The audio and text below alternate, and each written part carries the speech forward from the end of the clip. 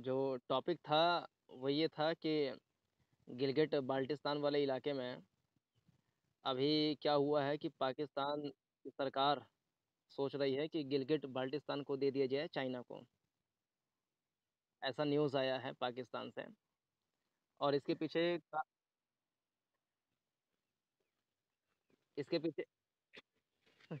बताते हैं, सारे हम खबर बताते हैं।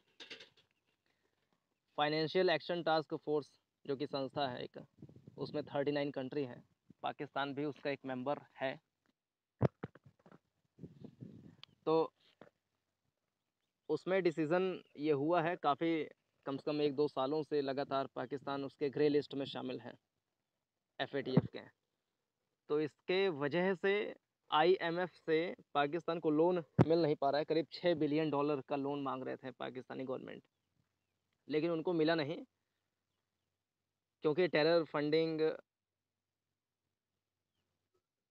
हाँ, तो IMF से जो है लोन मिल नहीं पा रहा था, करीब $6 बिलियन का। आवाज़ जा रही है मेरी? हाँ, तो $6 बिलियन का लोन मांग रही थी पाकिस्तान गवर्नमेंट, लेकिन उनको मिल नहीं पाया। और पाकिस्तान का जो इकोनॉमिक स्थिति है इस समय काफ़ी ख़राब हो गया है। इतना ज़्यादा ख़राब हो गया है कि मैं आपको बताया था पिछली बार कि वहाँ के एक मंत्री ने कहा कि चाय जो है एक टाइम पीजिए, सत्तू पीजिए। सत्तू जानते हैं आप? सत्तू, सत्तू मीन्स होता है वो जो चना होता है, चना, ग्राम चना। तो चना को पीस करके, तो उसको घोल करके पिया जाता है, सत्तू। तो कहे कि सत्तू पीजिए, चाय पीना बंद करिए, क्योंकि चाय हो रहा है महंगा। तो इसी बीच में चाइना से हेल्प मांगी पाकिस्तान ने कि हमें कुछ पैसा दीजिए, बड़ी दिक्कत हो रही है। तो लगभग 2 इंग्लिश में बोले तो $2.3 बिलियन का लोन मिला चाइना से। मिला है ना? हाँ, मिला है। तो अब पाकिस्तान गवर्नमेंट उसको कैसे चुकाए? तो इसके लिए एक तो ये है कि चाइना पाकिस्तान इकोनॉमिक कॉरिडोर जो बन रहा है, जो कि चाइना के शिनजियांग प्रोविंस से हो करके बलूचिस्तान के ग्वादर पोर्ट तक जा रहा है। तो उसमें कहा है कि हम इसमें इन्वेस्टमेंट को बढ़ाएंगे, काम जो है तेज़ी से करेंगे। क्योंकि पिछले दिनों बलूचिस्तान में और कराची में भी, कराची जो शहर है एक, तो बड़ा प्रोटेस्ट हुआ इस बात का कि चाइनीज़ यहाँ पर आ रहे हैं, बड़ा इन्वेस्टमेंट कर रहे हैं, हमारे जो मुल्क का रिसोर्स है उसको मतलब यूज़ कर रहे हैं। तो ऐसे में बड़ा प्रोटेस्ट हुआ था बलूचिस्तान में भी, कराची में भी बड़ा प्रोटेस्ट हुआ था इस बात का। लेकिन अभी क्या है कि उसको चुका नहीं पाएंगे मेरे ख्याल से पाकिस्तानी गवर्नमेंट। इसीलिए उन्होंने ये कहा है कि जो गिलगिट बाल्टिस्तान का प्रोविंस है, पाकिस्तान की 4 प्रोविंस हैं। एक तो बलूचिस्तान है, पंजाब है, एक सिंध है, हाँ सिंध है, और एक ऊपर नॉर्थ में है एकदम, उसका नाम अजीब सा है। क्या नाम है उसका? हाँ हाँ, खैबर पख्तूनवा, खैबर पास भी है वहाँ पर, खैबर पास है। हाँ, तो खैबर पख्तूनवा जो प्रोविंस है, तो पांचवा प्रोविंस नया नया डिक्लेयर किया था पाकिस्तान ने कि गिलगिट बाल्टिस्तान को भी एक हम प्रोविंस मानेंगे। अभी मुश्किल से 1 महीने पहले डिक्लेयर किया था कि गिलगिट बाल्टिस्तान भी एक प्रोविंस होगा, यानी पांचवा प्रोविंस आपका बना है गिलगिट बाल्टिस्तान। अच्छा अच्छा, डिक्लेयर नहीं हुआ ऑफिशियली। जी।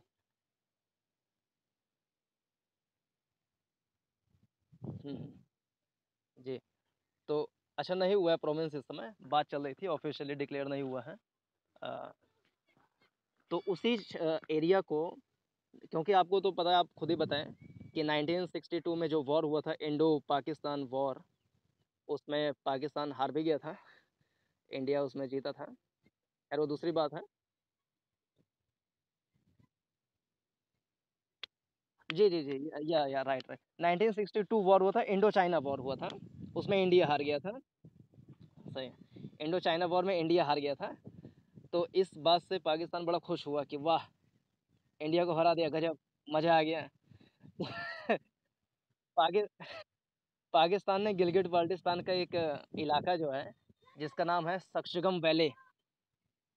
सक्शगम वैली आप शायद जानते हो, सक्शगम वैली। तो 1963 में पाकिस्तान गवर्नमेंट ने चाइना को गिफ्ट किया वो इलाका, गिलगिट बाल्टिस्तान का जो नॉर्दर्न मोस्ट एरिया है, उसको चाइना को सीड कर दिया कि ले जाओ दोस्त मेरे, ले जाओ, मजा करो और मजा चखाना भारत को। हाँ, तो दे तो 1963 में Pakistan ceded that area to China because China defeated India in 1962 Indo China war. तो 1965 में वॉर हुआ इंडो पाक, जिसमें पाक हारा। 1971 में भी हुआ, पाक हारा उसमें, और वही बांग्लादेश बना था उस समय। तो उस समय जब दिया 1963 में वो वाला इलाका सक्शगम वैली, गिलगिट बाल्टिस्तान का जो एक एरिया है, तो पाकिस्तान बड़ा इस बात से कॉन्फिडेंट है कि जब हमने एक एरिया दे ही दिया है चाइना को, वो एरिया दिया है जिस पर इंडिया दावा करता है कि मेरा है, और इंडिया के दावेदारी को खारिज करते हुए उसको हमने कब्जा किया है, और कब्जे वाले इलाके का एक हिस्सा हमने चाइना को दे दिया है। कितनी बड़ी बात है, पहले बात तो कब्जा किया, गजब। और कब्जे वाले इलाके का एक हिस्सा गिफ्ट कर दिया, गजब बेइज्जती है। तो अभी उसका जो कॉन्फिडेंट है इतना ज़्यादा बढ़ा है कि कह रहे हैं, अभी ऑफिशियली दें ना दें दूसरी बात है, क्योंकि बहुत बड़ा एरिया है और स्ट्रेटजिकली बड़ा इम्पोर्टेंट एरिया है पाकिस्तान के लिए भी, इंडिया के लिए भी। तो कह रहे हैं कि हम उसको देंगे चाइना को, जैसे 1963 में हम दिए थे एक इलाका उसको। और देने का एक मेन कारण तो है ही है कि इकोनॉमिकल क्राइसिस इतना ज़्यादा है और कोई देश हेल्प करने को तैयार नहीं है। आपके सिलेबस में हम देख रहे थे जीसीसी उसमें है, अ, क्या बोलते हैं उसको, ऑर्गेनाइजेशन ऑफ गल्फ, हाँ गल्फ कोऑपरेशन जो है ऑर्गेनाइजेशन।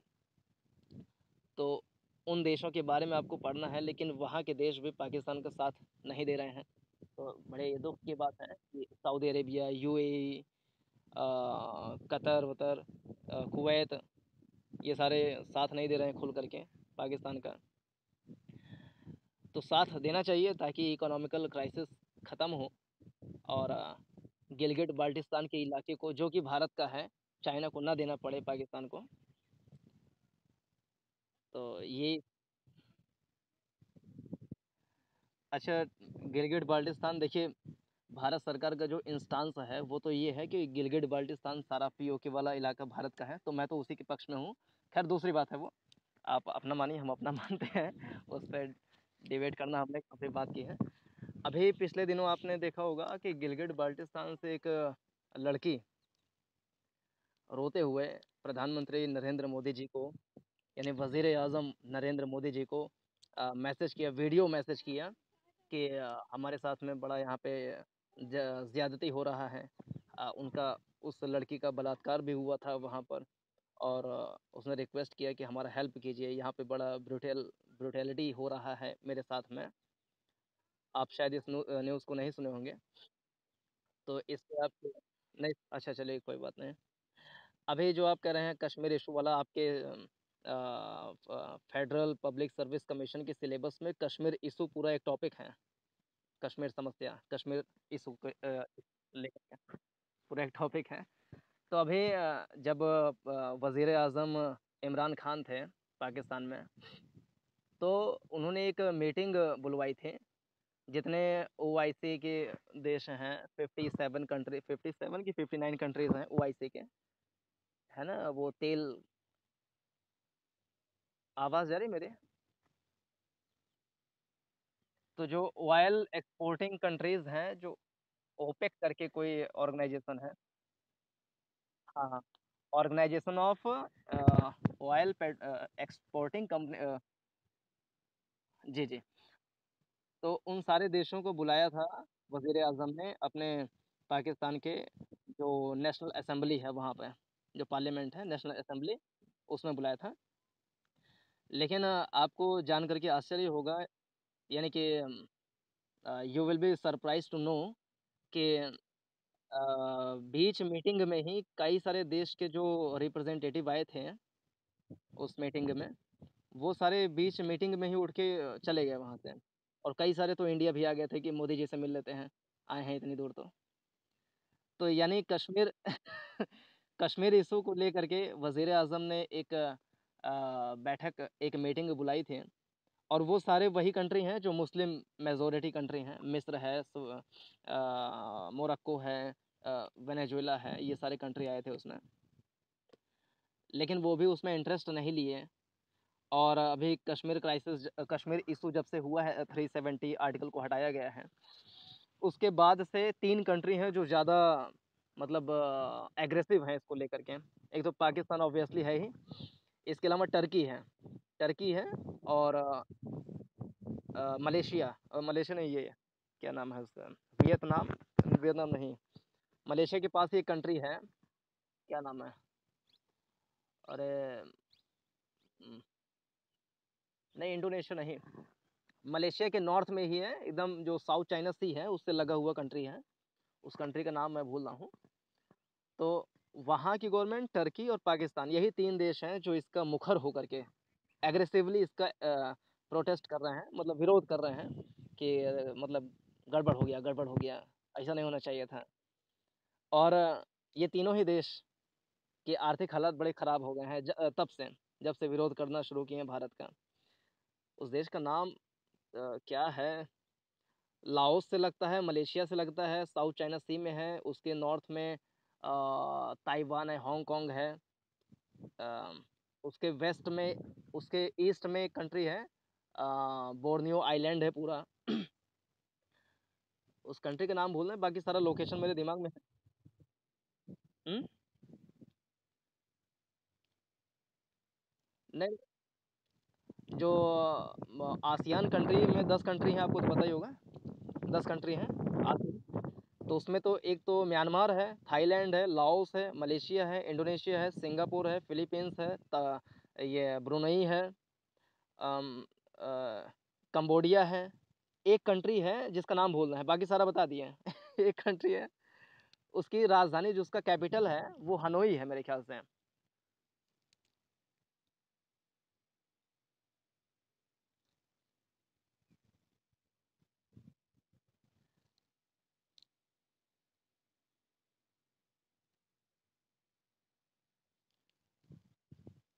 चलिए कोई बात नहीं। हाँ, तो टर्की ले लें, वो वाला देश ले लें और पाकिस्तान ले लें, तीनों की बड़ी दिक्कत हो गया है। क्योंकि वो वाला देश जो था, जिसका नाम हम लोग भूल रहे हैं, वो इंडिया को एक्सपोर्ट करता था पाम ऑयल एक्सपोर्ट करता था। इंडोनेशिया, मलेशिया और वो भी देश एक्सपोर्ट करते थे। लेकिन जब से 370 के ऊपर बोले हैं, तो भारत, इंडियन गवर्नमेंट ने उसको रोक दिया है कि आप भैया रहने दो, अपना पाम ऑयल रखो अपने पास में, हम यूक्रेन से मंगा लेंगे। यूक्रेन यूक्रेन में भी बंद हो गया है फिलहाल, क्योंकि वहाँ पे भी वॉर चल रहा है। तो कुल मिला करके लबो-लुआब ये है कि इकोनॉमिक क्राइसिस से अगर निपटना है, आपके टॉपिक में भी है इकोनॉमिक ऑफ पाकिस्तान, तो इसका जो सबसे अच्छा रास्ता हो सकता है पाकिस्तान के लिए, वो ये कि भारत से संबंध, जो रिलेशंस हैं, अच्छे बनाएँ, अपने नेबरहुड कंट्री के साथ में शांति से रहें और जो टेरर फाइनेंसिंग है उसको रोकें, टेररिज्म को रोकें, और ताकि एफएटीएफ के ग्रे लिस्ट से बाहर हों, ताकि आईएमएफ उनको लोन दे सके सस्ते रेट पर, चाइना के पास ना जाना पड़े। और चाइना एक ऐसा देश है जो चारों तरफ से खाली अपना जो फ़ायदा है वही सोचता है कि कैसे हम ताइवान को कब्ज़ा लें, कैसे हम जापान का एक आइलैंड है उसको कब्ज़ा लें, कैसे इंडिया के अरुणाचल प्रदेश को, लद्दाख को कब्ज़ा लें, कैसे नेपाल, भूटान को अपने में मिला लें। आवाज़ आ रही है? हाँ, तो जो चाइना है, वो चारों तरफ से खाली कब्ज़ा करने के मूड में रहता है।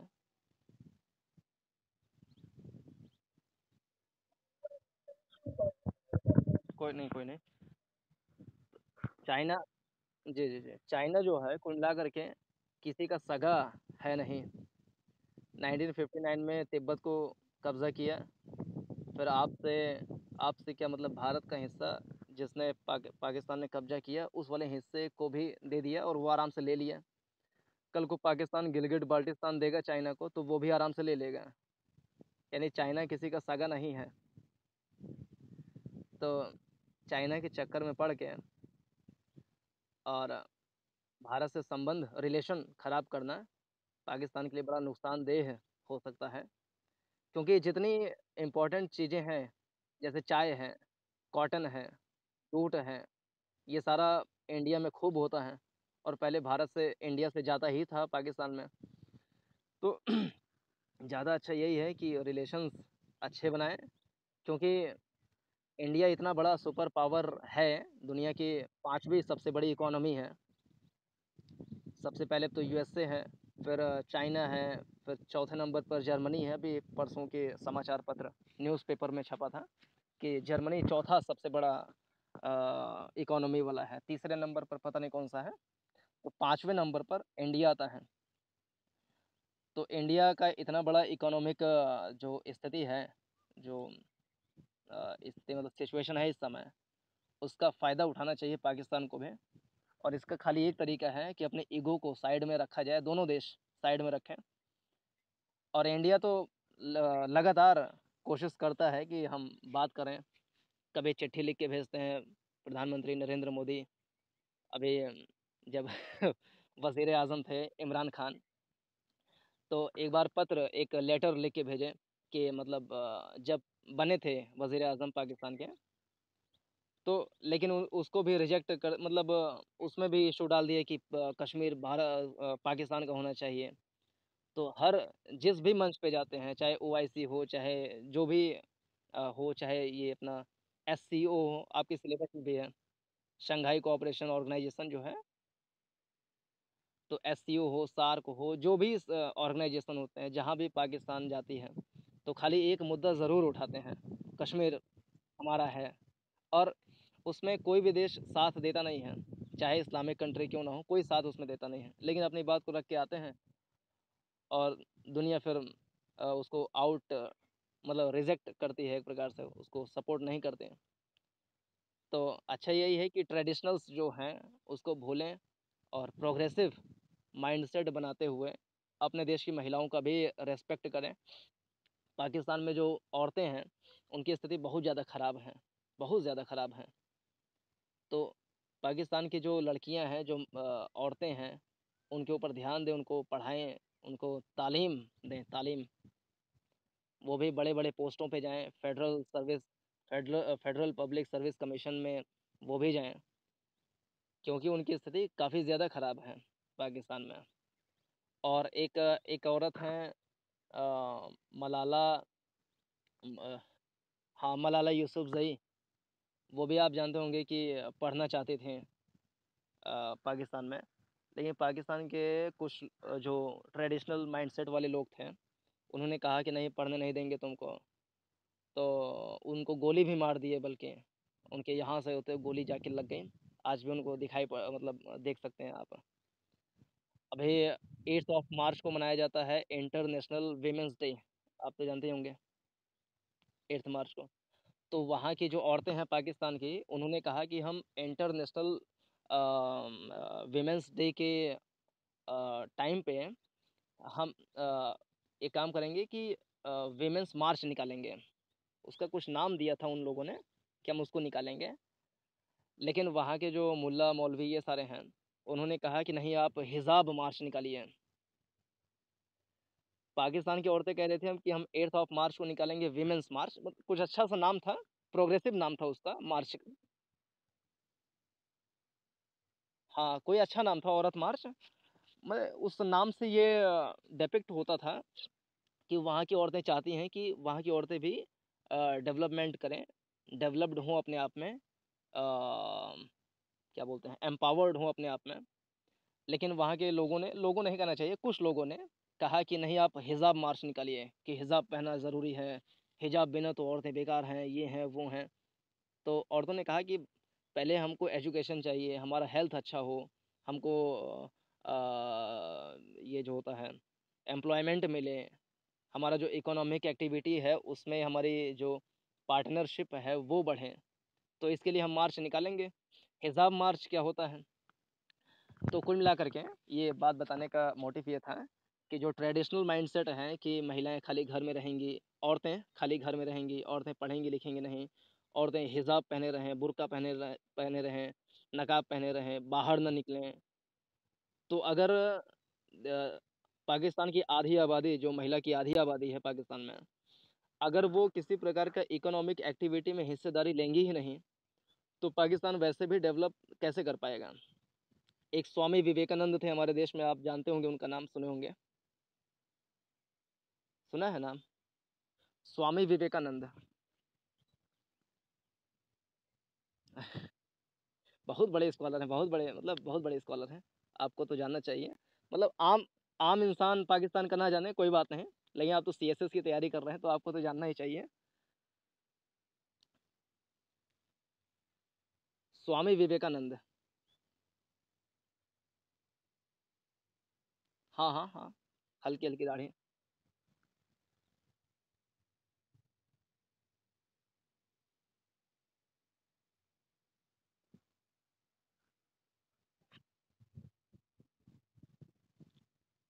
नहीं नहीं, स्वामी विवेकानंद जो हुए थे वो हुए थे, हम्म, वो हुए थे 19th सेंचुरी में हुए थे वो, स्वामी विवेकानंद।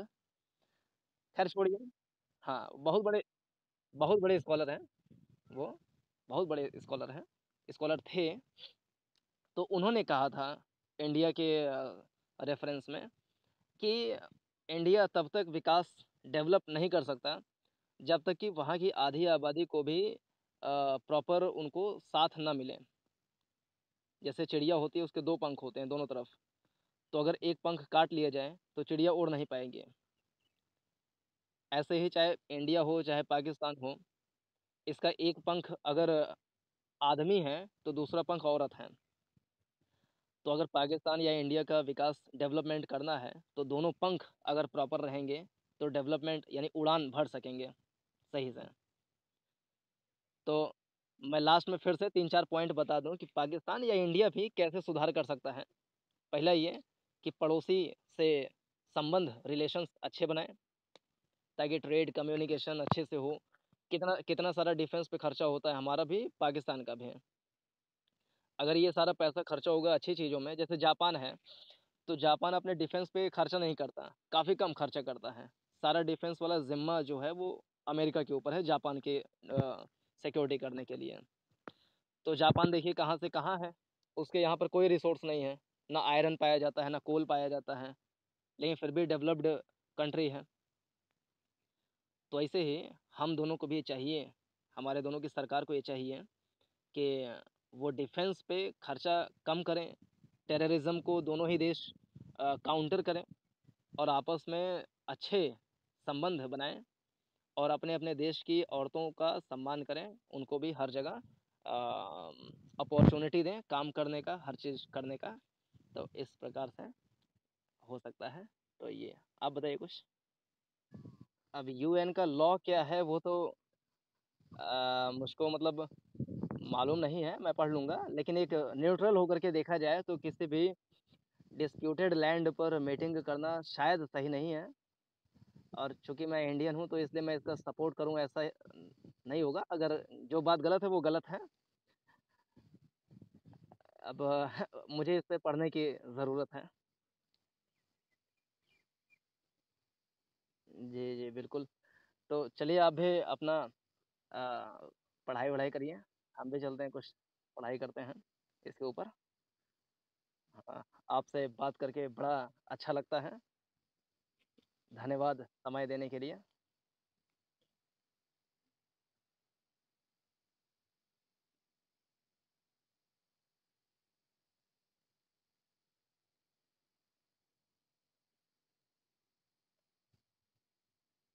अरे बिल्कुल बिल्कुल बिल्कुल।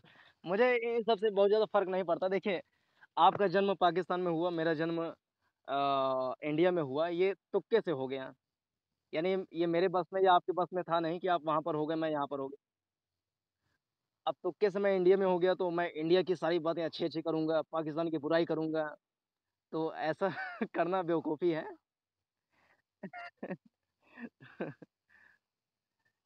चलिए फिर इस पे हम डिस्कशन करते हैं G20 पे फिर कल। साढ़े 5 बजे के आसपास। ठीक। ठीक, बाय बाय। अस्सलाम वालेकुम।